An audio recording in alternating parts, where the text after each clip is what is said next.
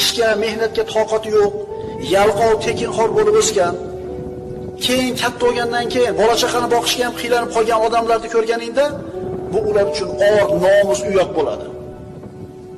Ularni shunga qilgan kim? Kim? Ota-onasi. Chunki otasini puli bo'lgan, qo'y deydi, topgan. Qayoqdan bilasiz, amaki, bu pul sizdan keyin bolalaringizga nasib qiladimi? Qayoqdan bilasiz, sizga bor, hunar berib qo'yaylik. Hunar berib qo'yaylik bolalarga.